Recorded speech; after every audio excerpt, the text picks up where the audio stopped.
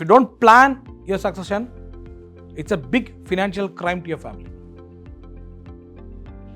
May be നമ്മളിങ്ങനെ വെച്ച് പോയിട്ട് ചിലപ്പം ഫാദർ മരണപ്പെട്ടിട്ടുണ്ടാവും. അത് കഴിഞ്ഞിട്ട് അമ്മയ്ക്ക് കൊടുത്തു, അമ്മയും കുറച്ച് കഴിഞ്ഞാൽ മരണപ്പെട്ടിട്ടുണ്ടാവും. ഇതൊന്നും ചെയ്തിട്ടുണ്ടാവില്ല, ഒരു ഡിസ്കഷൻ ഒന്നും നടത്തിയിട്ടുണ്ടാവില്ല. നോർമലി ചേട്ടനും അനിയനും തമ്മിൽ ഒരു ടോയ് ഷെയർ ചെയ്യില്ല, ചിലപ്പം ഒരു ടോയ്ക്ക് വേണ്ടി അടി ഉണ്ടാക്കും. അപ്പം ബാക്കി കാര്യത്തിനെ പറ്റി പറഞ്ഞാൽ പോരെ, എന്തായിരിക്കുന്നു? കാര്യം ഒന്നും നടത്തിയിട്ടില്ല, ഡിസ്കഷനും നടത്തിയിട്ടില്ല, എല്ലാം അസംഷൻസ് ആണ് അല്ലേ. അതെനിക്ക് കിട്ടുമായിരിക്കാം, ഇതെനിക്ക് കിട്ടുമായിരിക്കാം, ചിലപ്പോൾ അതെൻ്റെതായിരിക്കാം, ഇതെൻ്റെതായിരിക്കാം, പലതും അസംഷൻസ് ആണ്. ഈ അസംഷനിൽ അവസാനം ഡിസ്കഷൻ നടത്തുന്ന സമയത്ത് ഒരു ബിസിനസ്സിൽ പാർട്ട്ണർഷിപ്പ് നടത്തിയിട്ട് അവസാനം വളർന്നു വരുന്ന സമയത്ത് ഒരു കോൺഫ്ലിക്റ്റ് വരും പാർട്ട്നേഴ്സ് തമ്മിൽ. കാരണം ഈ അണ്ടർസ്റ്റാൻഡിങ്ങിലല്ല ബിസിനസ് തുടങ്ങിയിട്ടുണ്ടാവുക.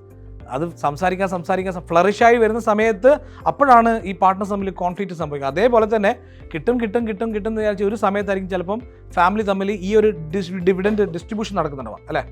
ഈ ഡിസ്ട്രിബ്യൂഷൻ നടക്കുന്ന സമയത്ത് കോൺഫ്ലിക്റ്റ് സംഭവിക്കാം.